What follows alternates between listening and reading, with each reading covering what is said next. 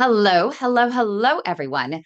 Welcome to our very first official Ask Dr. Dansinger, where we are joined by an amazing group of PAD warriors. PAD stands for peripheral artery disease, poor circulation in the legs. A major risk factor is diabetes, and Dr. Dansinger is a world renowned diabetes reversal expert. He has a wealth of knowledge on diabetes reversal, also artery health, and he is here to answer your questions. So get them ready. We have 30 minutes of his time to get as many questions as we can in, but we are going to be doing this every single week to keep you accountable and to answer those questions that are burning inside you to get them answered in real time. Remember, the advice and views offered, it is only for education, informational purposes only. Do not act on any information or advice offered here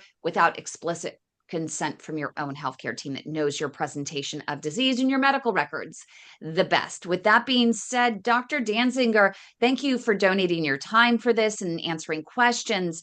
So, for those who don't know who you are, what makes you an authority on nutrition? Yeah, thank you for asking, Kim. I'm really excited for this opportunity, and I'm excited by today's turnout. And so, um, for those who don't know, I'm an MD and I've had my medical degree for around 30 years. And I practiced primary care internal medicine for a few years, but then I really wanted to focus on disease prevention. And I just saw that our healthcare system is broken and it's breaking under the burden of preventable diseases. And so that's what brought me to Tufts University to train in nutrition. I did a 3-year nutrition research fellowship, and I was able to do research comparing the effectiveness of popular diets. And I worked for the Biggest Loser show as their nutrition doctor and created the Biggest Loser diet. I've been a consultant for WebMD and for over 15 years. And so I'm one of their nutrition, weight loss, and diabetes experts. I've uh, led a diabetes reversal clinic at Tufts University Medical Center for 20 years. And I was medical director at Boston Heart Diagnostics, which is a heart health company that focuses on blood testing. So I've done a lot of different things in the areas of weight loss and heart disease prevention and diabetes reversal.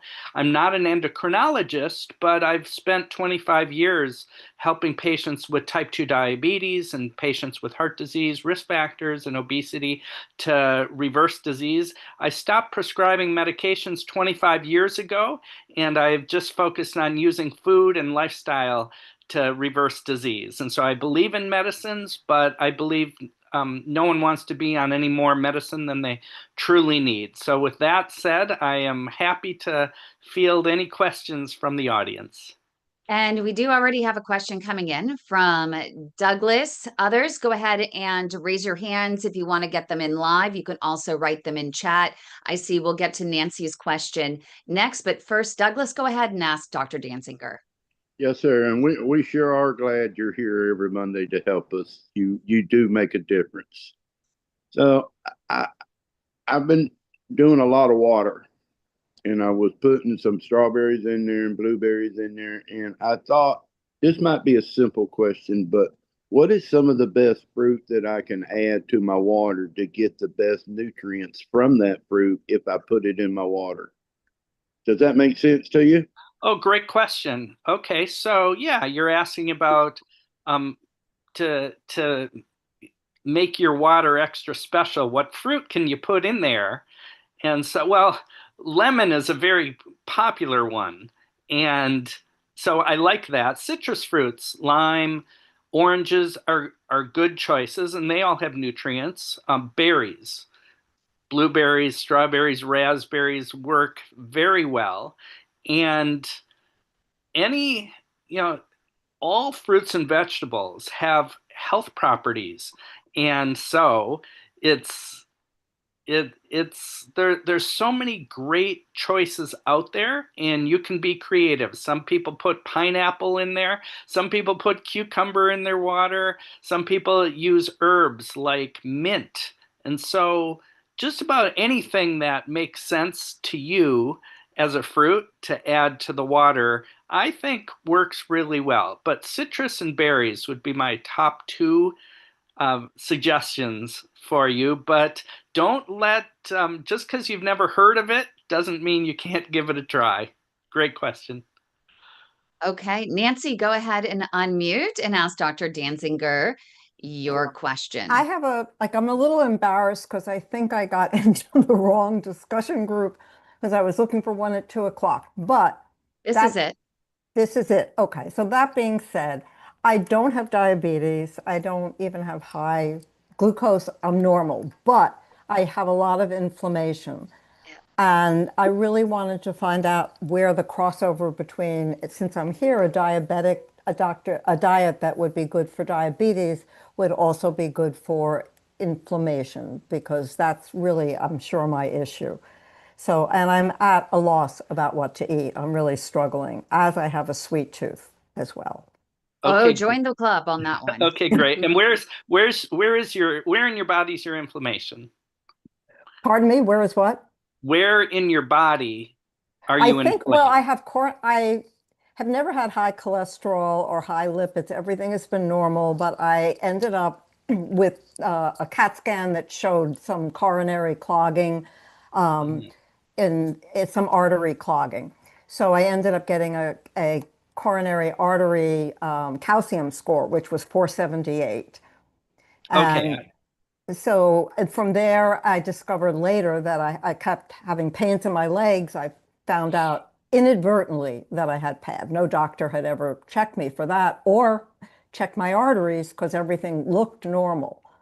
okay, I understand. Thank you for clarifying that. Okay, so we're just talking about, let's talk about artery inflammation in general, because Yeah, everyone great. who has peripheral artery disease has or is having inflammation in their arteries, and that can also affect the heart and the blood vessels to the brain. And so inflammation in the arteries is very common, and people want to get rid of it. And there's no one easy answer. I wish the answer was easy. I wish the answer was, oh, eat blueberries, that'll fix it. But it's more complicated than that. So first of all, the most inflammatory thing for arteries is belly fat.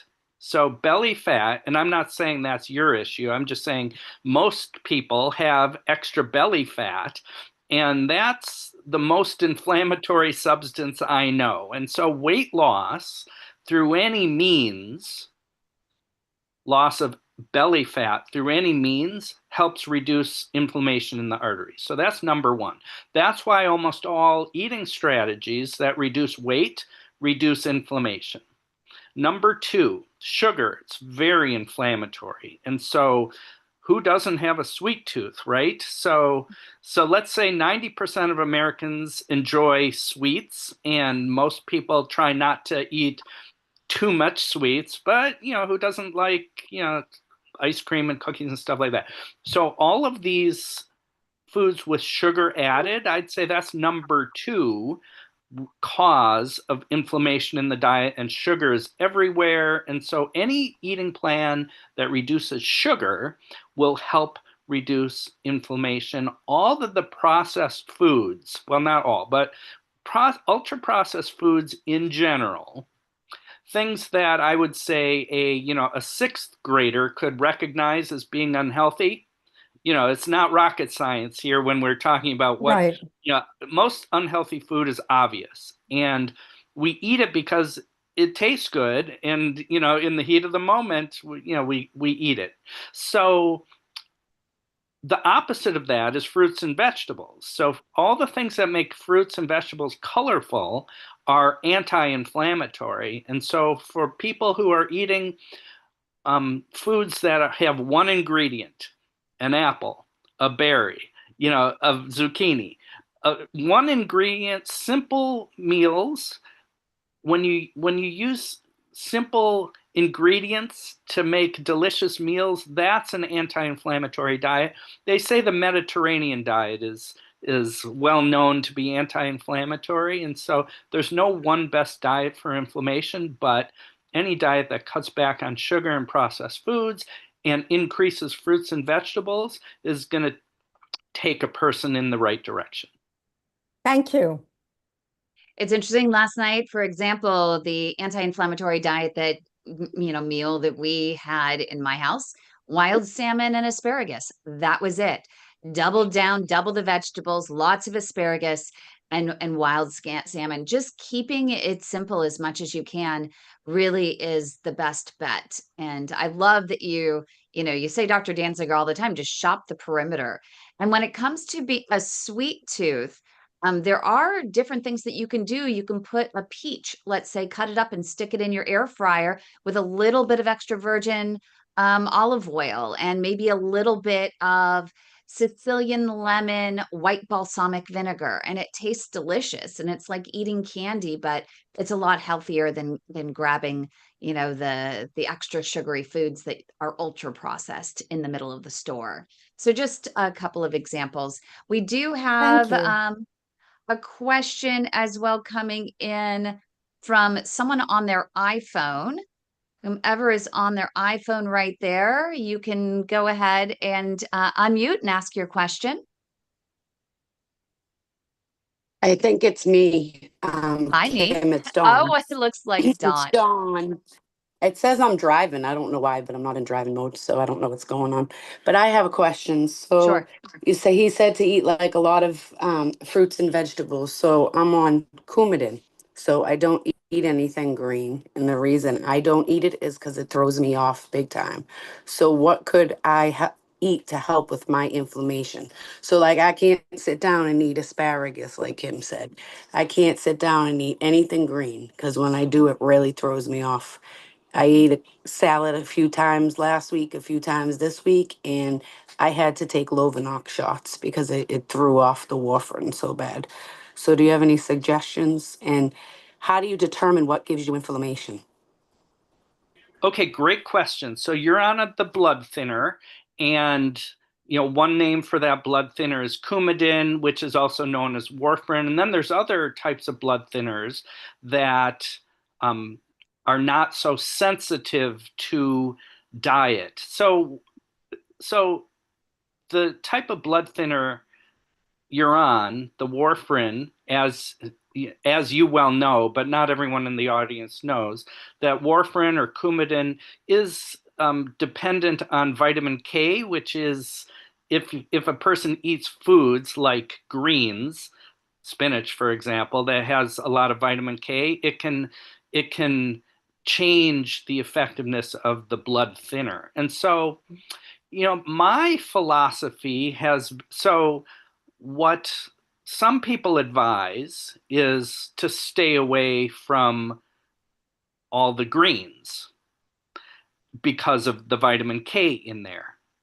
But others say you should eat healthy food. And if it has vitamin K in it, you just need to be consistent from week to week, and then they can adjust the medicine in order to meet the healthy diet. So, which is right?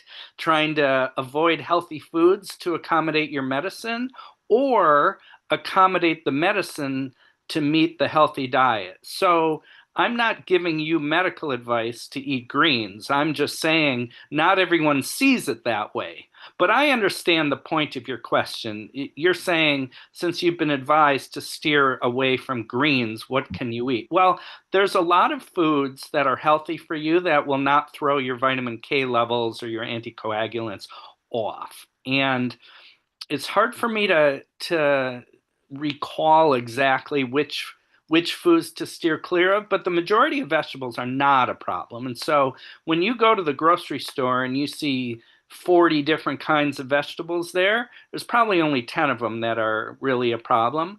And so one good way to do that is to work with your healthcare team to use the list of foods that they want you to steer clear of. And then, so there's there are lists on the internet, and also I'm a big fan of using Chat GPT for this purpose to so if you know how to use Chat GPT, I recommend using that for a list of foods that will not interfere with that. And so fruits and vegetables, there's 80% of the fruits and vegetables are fine.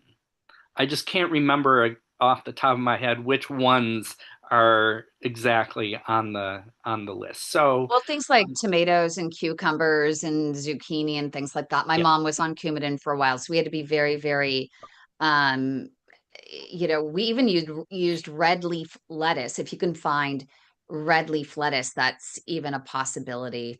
I don't like mung bean sprouts, but that's also interesting. Kimchi is really, really good. You can actually mix that with some egg in the morning. mm, So that's what I do with some tomatoes. Tomatoes are low in vitamin K as well.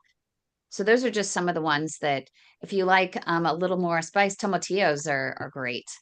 That's a good option. all good She's ideas. shaking her head. You don't like tomatillos. And some people are able to I switch to a don't like different spicy. anticoagulant.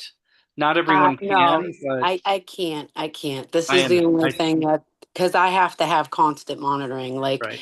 I stayed in Clotton zone for 2 weeks, and that was just because I kind of got sedentary. Like, am I saying it right? Sedentary, like not moving around, not really Sedentary. doing. Yeah, I was having a little depression, so I kind of wasn't doing what I was supposed to, and I threw myself off. So I had to take Right. higher doses of the warfarin and use Lovenox shots for 4 days, Yeah. Yeah, that's twice a no day. fun. So no, so and even when like I do incorporate the greens in there and they change like they know, all right, so we started off, I eat 2 salads a week, say. Okay, I eat the 2 salads a week. Even with them adjusting the medicine still throws me off all over the place. Yeah. So I've been free of a clot since I lost my leg. So I'm trying to stay free of a clot. So I Oh, just yeah. don't eat the green stuff. So There are lots of things like strawberries and oranges and watermelon and apples and pineapple. Pineapple's great. like Um, fruit is great, but to be honest, like I can't afford it all the time, and that's yeah. just like the honest truth. Like it's a lot of money, and I'd rather have my kids eat better than me. So that's just how it is. Like when we get fruit, we do. It's not like I can't buy it, but we do. But it's like I'd rather them eat it because, my daughter's 9. Well, now she's 10, sorry.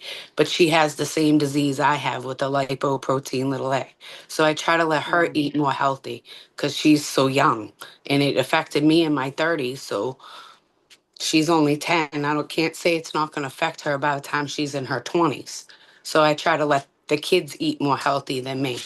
Well, But we got to I keep was you around just, for a while. So, yeah, we Dr. do. But Dansinger, it is a real issue when it comes to a lot of folks when you're saying, "Hey, you got to eat healthy, you got to eat the perimeters." She does bring up a good point that a lot of the fresh fruits and vegetables can be higher in cost, and that's where a lot of the food banks, things like that, you would hope they would come in, but still in some of those all they have are processed, boxed, canned foods, and that can be very And not frustrating. to cut you off, sometimes you do buy it, it looks great in the supermarket, but you bring it home and by the next day it's rotten. And I'm not even lying, like the strawberries always are going bad. Like if you don't devour them in the next 2 days, you're not going to have them by the third day. And And a like session sometimes that the bananas never even turn yellow. They go from green to black and never strike yellow sometimes. So I get tired of wasting my money on the fruit yeah. that we have here So near me. one It's of the just things not that that. you can do that we've talked about in our Food for Thought book that Dr. Danzinger co-authored is, especially over at Walmart, we did a search of Walmart and also over at the local dollar stores. Some of the dollar stores actually have frozen vegetables and frozen fruits. And you can go, and I'd love to have you report back next week, see what you find locally in your area, because every area differs. To see, we found vegetables and fruits and such for anywhere between $1.50 and $2.50 a bag between Walmart and over at the dollar store. So that's something to check into. And then it'd be great to then address that again next week. I think that could be really helpful. Any other suggestions, Dr. Dansinger, in the meantime, on a few things?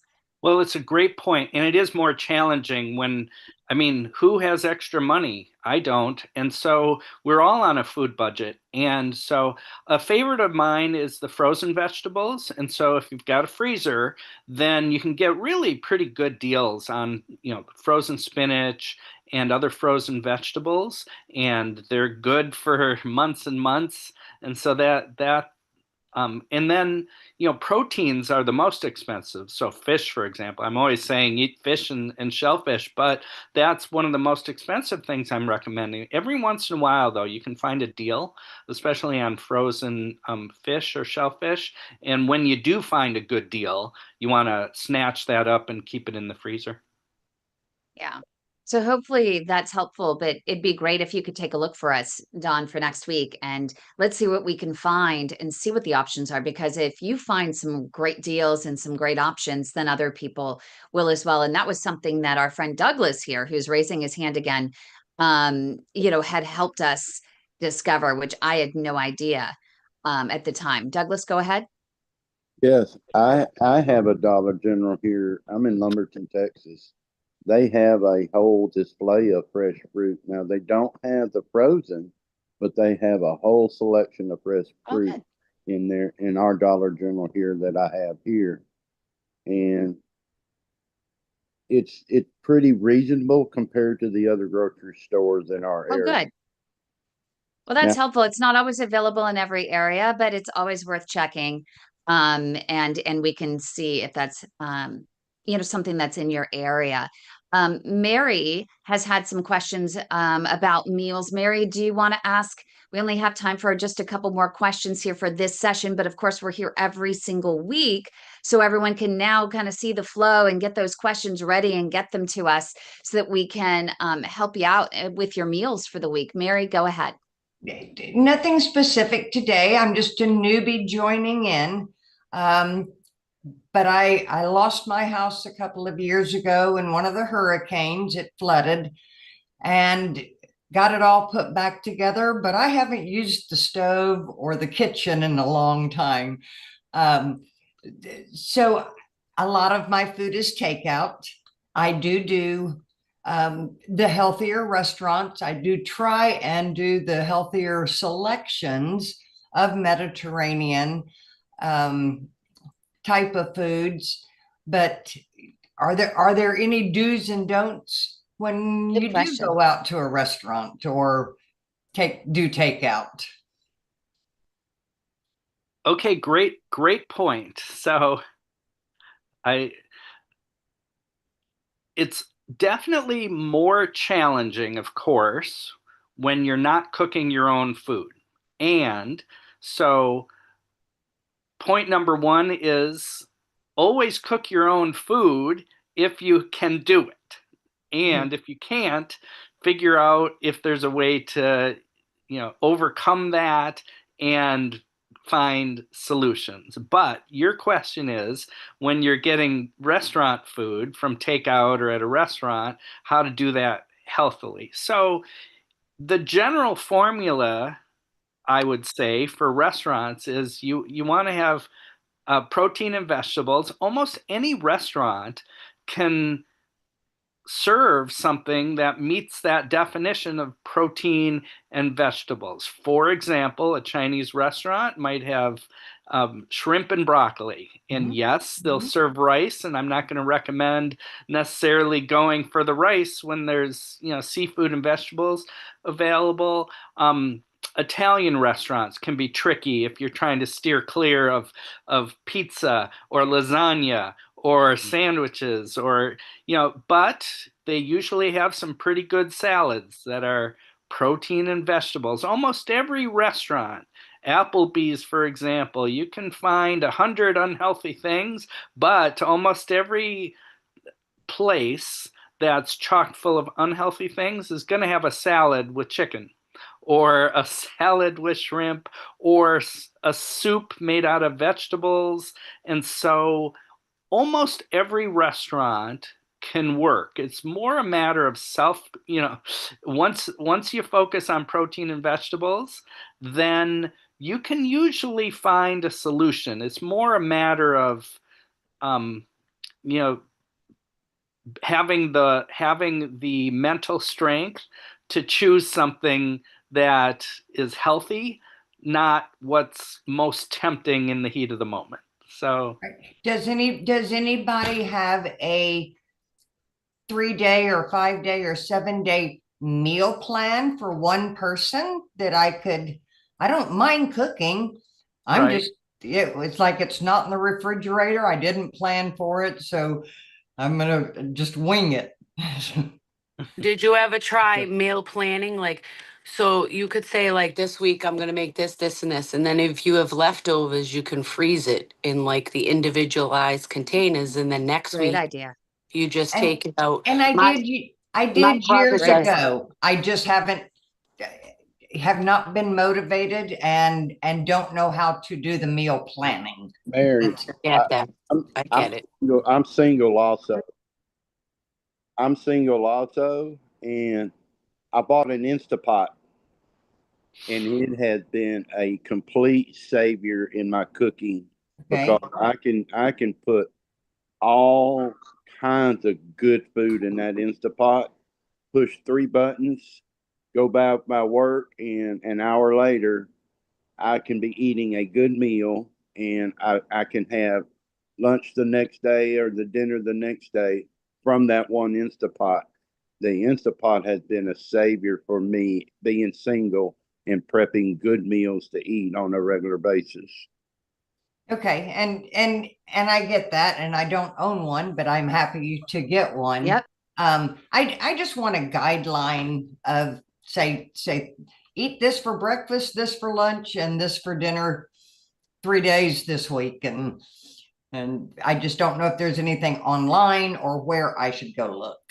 Dr. Dansinger, what is your number one? I know you have to get back to clinic with your patients, but do you have a number one? We always hear that people struggle with their morning breakfast, and I always tell people that either having a little bowl of strawberries or a little bowl of blueberries and blackberries are a good start, along with something else. What are your top picks for breakfast? Yeah, with my patients, eggs are very common, whether you like them hard boiled, scrambled, or poached or omelet style, or in a crustless quiche. Eggs are usually one of the top go tos for my patients. Cottage cheese. In my experience, about 50% of people like cottage cheese and 50% hate cottage cheese. And so, if you happen to be one of those who like cottage cheese, that can be a winner, or plain yogurt. And then pairing that with fruit, berries, for example, is a winner. And some people like avocados. Some people have half an avocado for breakfast. That can, tide you over. And then a lot of people just, have a protein shake, a ready-made or a homemade protein shake, chocolate, vanilla, strawberry, or a dozen other flavors are out there. And so there's many options, but those are some of the top ones with my patients. Yeah, and I really like the kimchi. I saute kimchi with some mushrooms and some tomato, and then once that's sauteed and soft, then I add in I scramble in an egg. It's a little more on the spicy side. I've gotten used to it. Kimchi is definitely an acquired taste. If you don't like it already, you can acquire. It's really good fermented stuff, and it's great even if you're on Coumadin, that might be an option for you. But Dr. Dansinger, thank you so much for joining us. Get your questions ready for next week. We're going to let Dr. Dansinger drop off. If you want to learn more about his practice, he is cleared for Medicare Advantage plans that are PPO plans, and also Medicare in Minnesota, in Virginia, in New York, in Massachusetts, and in Florida, and in New Hampshire. More to come. So that's always an option for you. You can go to diabetesreversalpartners.com. But thank you so much, Dr. Dansinger. We're going to stay on though, because I like the idea of everyone helping one another with ideas on their meal plans. But any final thoughts before you sign off and we open up the discussion just a little bit on meal planning? I just want to express my gratitude to you, Kim, and to everyone out there in the audience who is here today. I love helping people. I love giving dietary advice. I love answering questions. And I love working with you, Kim, and the Global PAD Association. So those are my parting thoughts. Appreciate it. Any thoughts for next week? Just come with questions, right? People can come with specific questions. Hey, I have a meal. This is what I'm having for dinner. And they can ask you what might work for you, any changes as well that you might add for those. I'm going to drop off. I'll see y'all next week. Perfect. Thanks so much, Dr. Dansinger. So make sure that if you all have those questions, bring your meal plans. He'll actually look at your meal plans and talk to you about maybe things that you might want to change, or, you know, some things you might want to talk to your dietitian about or your nutritionist. So it's really a good opportunity every week to hold you accountable. It's the start of the week. So anyone else have any other ideas? I know Dawn had a couple great ideas for Mary for meal planning. Anyone have the ultimate anti-inflammatory meal that you really enjoy? I know that Douglas, you always have a great Instapot. I have an Instapot going right now. It's got 2 pieces of chicken. I got corn. There's carrots, green beans, broccoli. I put some mushrooms in there and some chia seeds, but it's going right now. And before we do the show at 6, I'll have a meal. But I bought, like Dawn saying, I got these Tupperwares, and I can put what I have left over in the Tupperware and have it for dinner tomorrow or lunch tomorrow or a snack in between, but it's healthy. And it's so easy to make in the Instapot. Like say, I just push 3 buttons, just pour it in there, push 3 buttons, and walk away. And it's great. You can even make a really great vegetarian chili that is hearty, and it's great for winter. You can have it, you know, for a few days for lunch and for dinner, and then pack the rest of the way so that you can away. I mean, I try on Sundays, for example, to do a big meal for the week, and I take half of it and I have it for a couple nights, and I take the other half and I freeze it, because then I know that down the road those start building up, and then I could go for weeks without cooking anything new and just pulling things out of the freezer. So always taking that into consideration, even when you go out and you go to that really healthy Mediterranean restaurant and they give you, you know, some lean chicken and vegetables and quinoa, take half of it and put it in a Tupperware container, as Dawn says, and put it in the freezer for another meal. Just go ahead and right before you sit down, split it in half already. A lot of times we're eating more anyway than we need, just simply because it's in front of us. And sometimes these Instapots turn out so good. I try not to eat the whole thing, but it's so good. I'm having to say, no, that's enough, Doug. That's enough. Yeah, and that's also, Don, that might be an option for you with an Instapot, and just getting some, you know, natural chicken stock and just throwing, I mean, you can get chicken broth and whatever, get low sodium, pour it in there. I usually add one, if I need to use the box, I'll use the box because it's cheaper. And I'll put the low sodium chicken broth or vegetable stock you can get as well. And then I'll usually put another 2 cups of just water in it. And I just pour oregano, I pour my basil, whatever the spices I can get at the dollar store on sale. I just grab a bunch of those. What also helps make it taste a little bit better, it adds a little bit of spice, but it's not very much, but it's just enough, is I add a few little red chili flakes.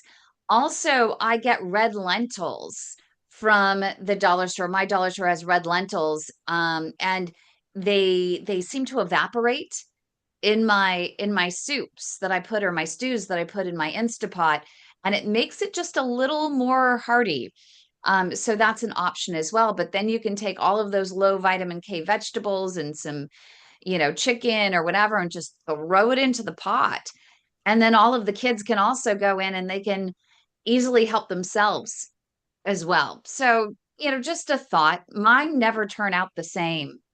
I literally just dump whatever's in my fridge in there. Or what I do is you can go to the dollar store, or go to the freezer section, at Walmart, and then or whatever the sale vegetables are for the week, I look in the newspaper and I just open the bag and I put about half a bag of each one in there, whatever it might be.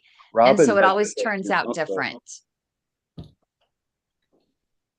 you have So I don't know if that's helpful. you mute. Robin, go ahead.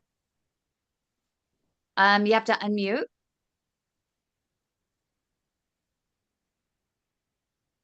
Oops, she's coming. There we go. I'm going to click the ask to unmute button and then you can jump on, and there you go. Yeah. I'm sorry. I just wanted to say thank you so much. I've enjoyed this, but I do have to go. I have another meeting. Oh, no, that's great. What did you learn? Yeah. Any key takeaways? Yeah, a lot of the questions I had written down were answered, so that was great. I'm really excited to go over some menu items. It's really great to toss things off from each other, and share what we do, what works. By the way, I am, and you're all going to cringe, but this is just life and the truth. I do not eat vegetables. I'll eat salads, All but salads are nothing like vegetables. cooked. It's a vegetable. Yeah, I do eat that. It's taken me 20 years to like a salad, but I've done it. So, Good for you. It's a yeah. start. There are a lot of different things that you can do with salads. You can add cranberries to them. You can add blueberries to them. You Mhm. can add walnuts Seeds. to them. Yeah. There are so many different things that you can do. Strawberries, a little Mhm. bit of goat cheese might be Oh, yeah. helpful. But you can do anything with salads, but that's really Yeah. good that So, you've added that in there. yeah. So my next thing is I've only done it once. And I'm trying to add like spinach into a morning smoothie, something like that. So I don't Okay. know if anybody has any ideas for next week. Maybe we could talk about it for a couple of minutes and help me Yeah, out. I would love everyone to come up with your best smoothie ideas. I just actually drank my smoothie. Ooh, I okay. make them at the beginning of the week, and I get frozen berries. And I know, for example, for Dawn, she cannot have the two best ones, blackberries and blueberries, but strawberries Mm. can make strawberries. I'm going to tell you, are the secret to making the icky things that you don't like, the greenery, taste better. So if you are going to put kale and spinach and cucumbers and celery into your smoothie, Hmm. add strawberries. Strawberries. Strawberries hide everything. So Okay. that's a really good tip. Ground chia seeds, ground flax seeds are great. I always add a little bit of collagen powder with MCT as well. I add some raw cacao. I just get, whatever is on sale or seems to be, the least expensive on Amazon for some of those types of things. Yeah. And they're really, really helpful when you Okay. do that. But the smoothies, like for Dawn, cucumber and strawberries can help make it a smoothie. And I also make my own walnut milk. So one of the issues that I had with smoothies was it was always contingent upon whether I could get, I had my almond milk or cashew milk or something, because I can't have regular milk. And also regular dairy is inflammatory. Right. So I discovered that if you put literally a couple walnuts into the bottom of the whatever food processor or blender that you have, Yeah. and then add 2 cups of water and just blend that first, it literally pulverizes them and turns it into walnut milk.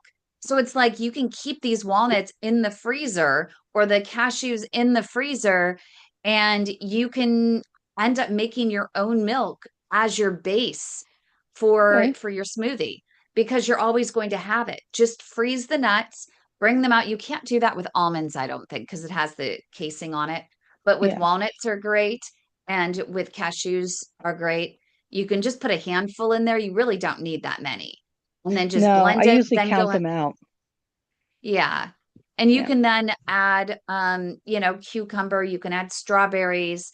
If you can have celery, that's always great. If you, aren't on the coumadin or the warfarin, No. you can I add a whole bunch of spinach in there as well. And you don't taste it with the strawberries. That's really the key. I've still tasted it every one I make, and I end up just sipping a little and not drinking it. So I'm trying to find the right combo. And there's I don't know. I guess I'm really grocery sensitive. stores, also a lot of grocery stores already have your pre-made smoothie stuff that you Oh can yeah. in the frozen section that are good, that are pre-made. Just open it up and pour it in and chop it up and you're good to go. Okay. So I could add, because I also have protein powder, trying to get my protein in. And I can't do a full scoop. I get a really bad stomach ache, but I have worked up to a half a scoop. So I don't know how that sounds, but so I could add that bag of that or whatever, half, whatever. And what about the spinach? Would you guys still put that in there with the fruit or not? Yes? I honestly put frozen spinach into every single smoothie. And I find that I Yeah. can get, I can tolerate the spinach a little bit more. It doesn't taste as green, if it's frozen to me. When it's in the smoothie, because it's also kind of, in a sense, it's frozen, it's icy. So I feel like it Okay. waters it down just a little bit more. Yeah, I But have only used fresh, so maybe I'll look at, I didn't want to buy frozen at first because I just remember as a kid, I don't know, does anybody remember having spinach with vinegar? Anybody Well, have that? and, Vinegar. and it oh, like a hot spinach salad, I remember they would put vinegar on it. Yeah, yeah. all this Give me nightmares. taste. I grew up, if spinach was on my plate or it touched any part of my food, everything got thrown away. But now I'm like, I put spinach in everything I do because I like Yeah, it. And it is an acquired. I You want to. I really do, guys. You know, but yeah, I have a very sensitive palate. So Yeah, and for I hate to do this, but I have got to go. I've got another fantastic. It was good doctor's. seeing you, Robin. Thank you. I'll see you all Thank you next for week. starting the discussion for for cumin as well. I don't know if you like smoothies, Don, but apples and Yeah. oranges are also low in vitamin K, and those are delicious. I love oranges in a I smoothie, gotta and I figure out how to get out of actually, here. Don, I actually go ahead and I keep the rind um on my oranges as well when I put them in there. So with the salad, I wanted to ask that question. I was told kale is better than like regular spinach salad or regular salad. Kale definitely has a lot of um a lot of vitamins in it. I'm looking it up right now. When comparing kale and romaine lettuce, both offer unique nutritional benefits. Kale is richer in vitamin A, C, and K, so that's a no-no for Dawn. She knows that. um, as well as minerals like calcium and iron. I was told that women, and this is a tough balance, and I'm sure Dawn has to deal with this too. It's something that I literally just turned 50 and they're telling me that I have to have 1,000 milligrams, I think they said, of calcium a day.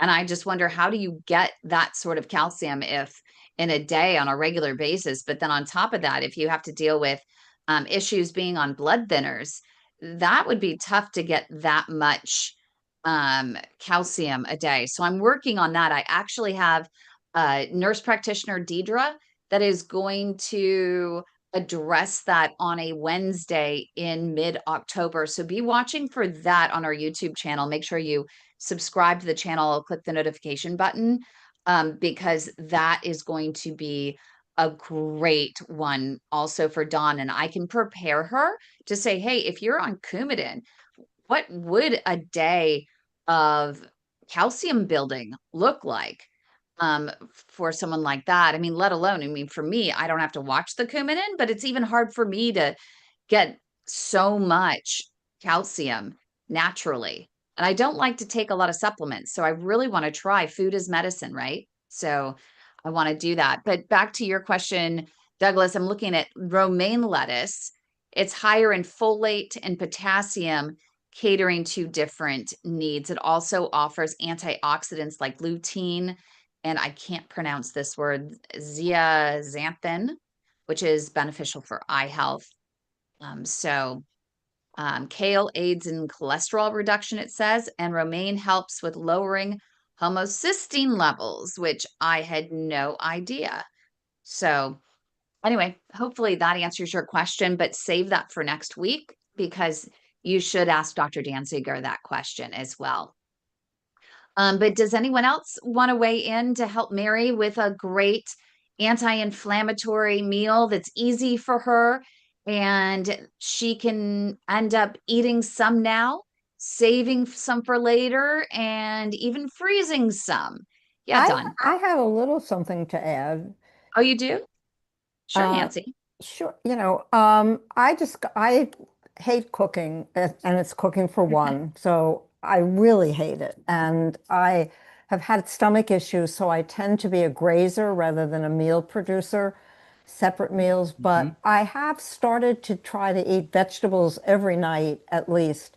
And I have found frozen broccoli and frozen shiitake mushrooms at Trader Joe's, not expensive. I put the broccoli in the microwave, and I put the shiitake mushrooms, don't even require oil, although I add a little at the end, in a frying pan. And they heat up. You have to just get rid of the water, put them together, add a little bit of garlic powder and a little bit of olive oil. And it's such a good vegetable. It's so tasty. So, and I keep it for 3 days. One bag, those 2 bags make 3 days worth of meal. And so I'm sharing that. And that I'm willing to do. The meat part is a whole other issue.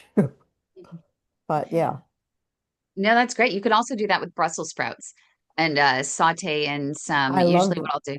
Yeah, you can roast them. Oh my gosh, roasted broccoli with some olive oil.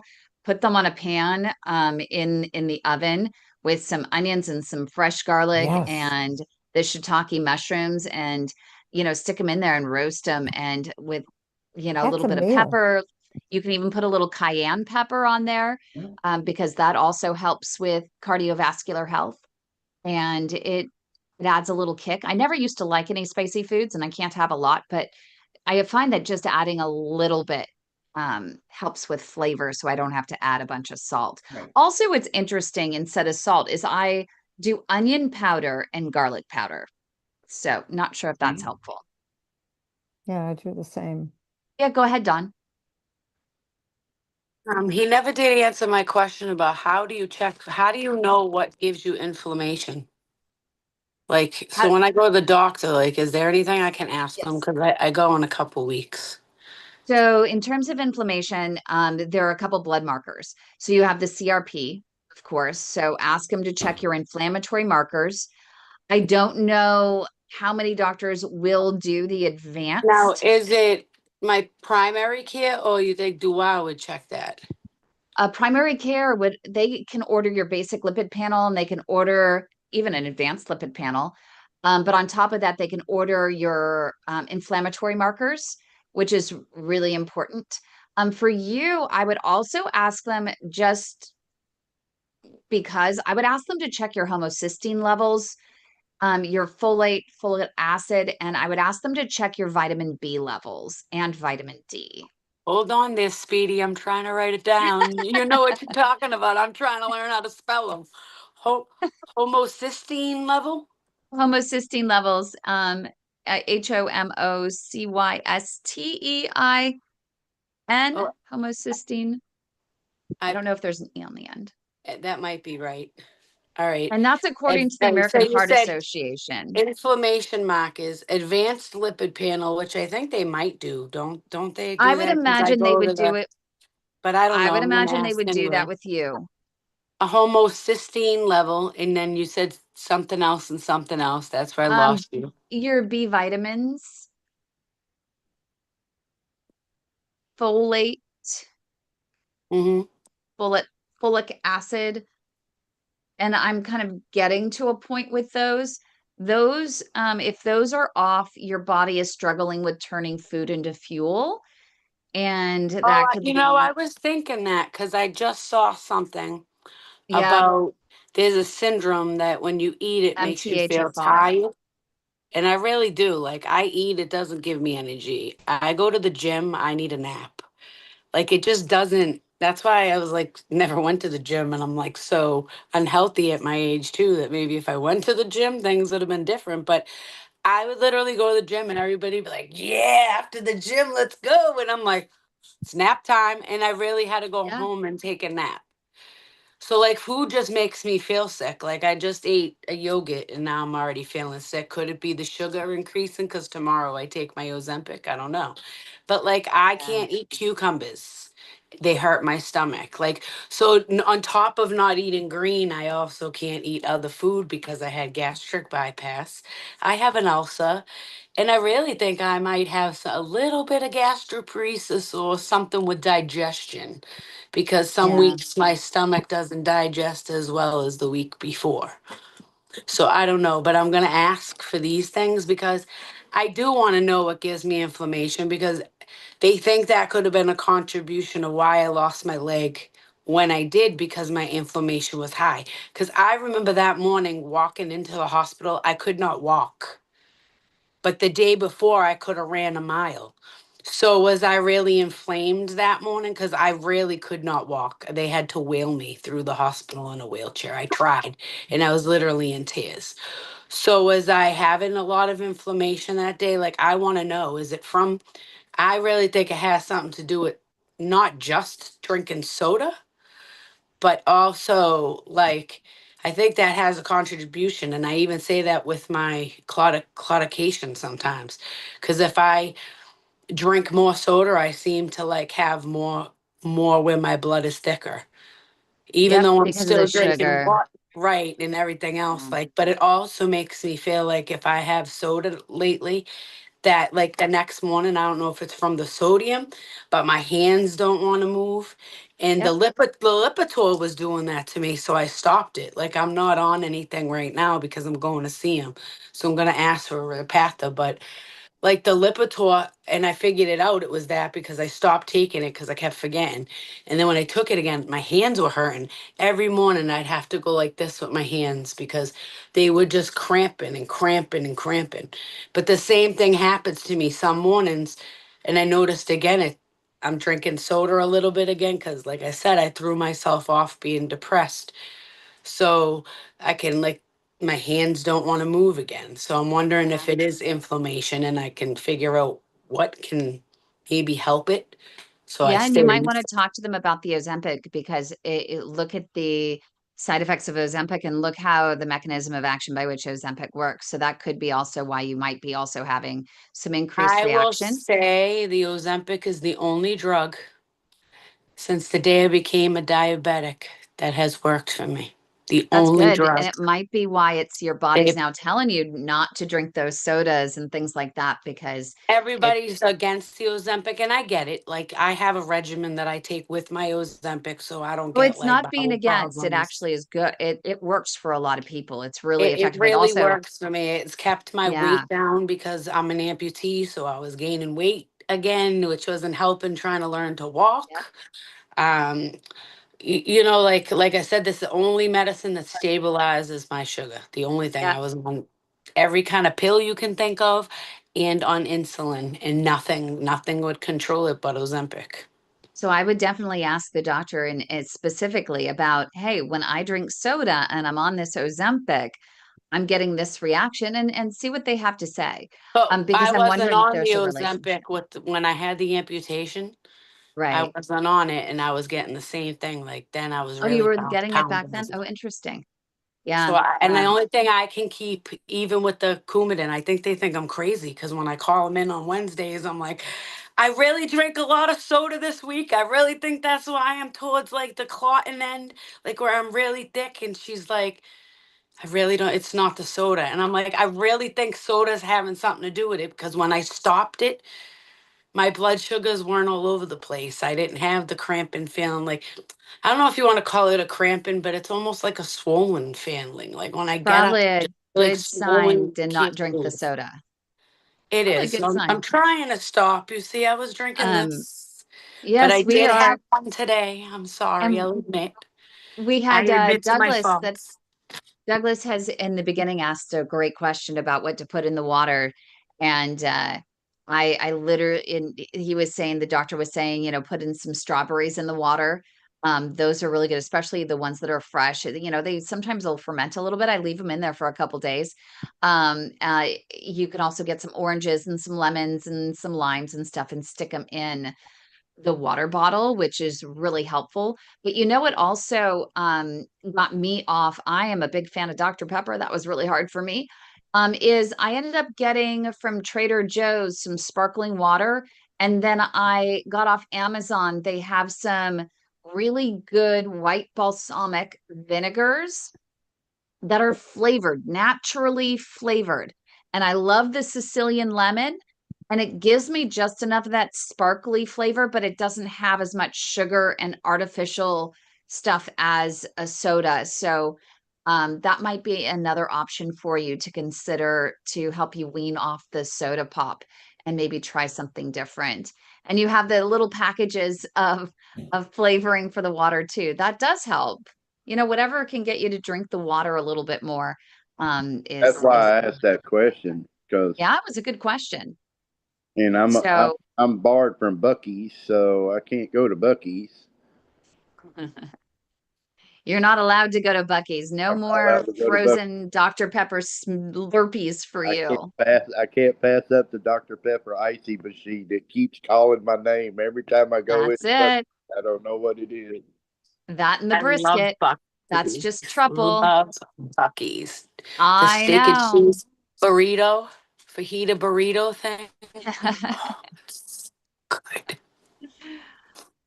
But I eat it. It's two meals for me. One person Yeah. would eat one whole one. It's almost like I could eat it all day and then into the next day. Yeah.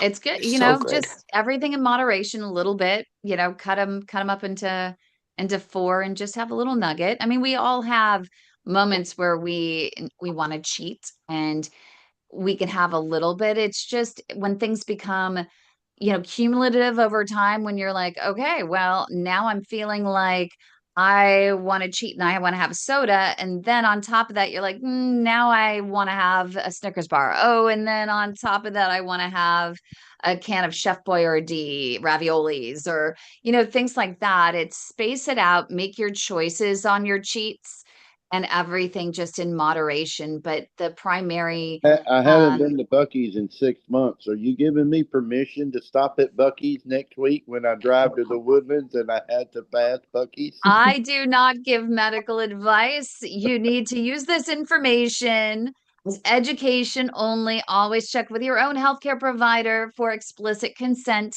before acting on anything I was gonna say provided my here. issue with the sugars and the goodies is that it's kind of like Lay's potato chips. I can't eat just one. Yeah. I think that's their slogan. You can't eat just one. Yeah. I think that's theirs, I or mean, is or is I that can't take a Pringles? bite of a donut or a cookie or something. I mean, it just, I don't eat them, but if I do, it triggers that I want more and I more think and more. most of that food is really addictive. I Yeah, find they I design keep it that ginger, way. I have gastroparesis, so I do keep regular ginger ale in the house in the little containers. So only if I really have an upset stomach, I will take a sip of ginger ale. One sip never does it. There's just no I way. know. So I understand. Well, knock on Chocolate is the wood, same way. knock on wood. I'm 30 years, no sodas. I have not had a ginger ale or a soda in 30 years. Wow. Yeah. Good for you. But everyone has their one. I'm sure you have your one vice though, Mary. You have Absolutely. something. Oh yeah. Those Lay's potato chips. You know what you do? This is what I do is I get kale, I chop up the kale, I put it in the oven, a little bit of olive oil, some onion powder, garlic powder, and some pepper, a little bit of cayenne as well for me. And I roast it in the oven and I make little kale chips and it Oh, helps with that craving. I really like doing it. I can save them. I can, eat some now And it doesn't matter if you eat the whole thing. How Yeah. do I you keep usually it will do that together? with what? I'm sorry. How do you keep the kale together to make a chip? Well, kale is leafy, right? So you're just cutting, Yeah. Oh, right. it Okay. So I usually into buy little it chopped. squares. Yep. Yeah. So don't, yeah, get a larger kale. And then, and even if you get the chopped kale, as long as they're not too small of pieces, I mean, you can still just pick the little pieces up. A good idea. But I usually get the bigger pieces and I cut them to about the size I want. I also do that with Brussels sprouts. And I do that with broccoli. And I mentioned the broccoli earlier, but you can get Brussels sprouts. The Brussels sprouts though can be a little bit time consuming. So unless you're really bored, but I do them because I know my dad loves them, is you cut off the bottom and then you start peeling the leaves off and you just put the leaves and spread the leaves out. And those are addicting. I can literally, when you do that, I can go through an entire bag of honestly 2 to 3 dozen Brussels sprouts myself in a sitting, because those are so good when you roast them. But if you Um, put kale in the oven and you bake it or do that, doesn't it take roast- away nutrients from that? no, you're just crisping it. It Oh, doesn't. okay. Nope, it actually maintains it. So you're not trying to burn it, you're just trying to crisp it just a little bit. And um it to me it works really, really good because I don't like those really strong green flavors. And so it helps with just cooking it a little bit. And then it does, I mean, it tastes like chips. I don't taste any of the stuff. So Thank you. works. Good one. So thanks everyone. I hope everyone go ahead and message me any sort of questions you have going into next week.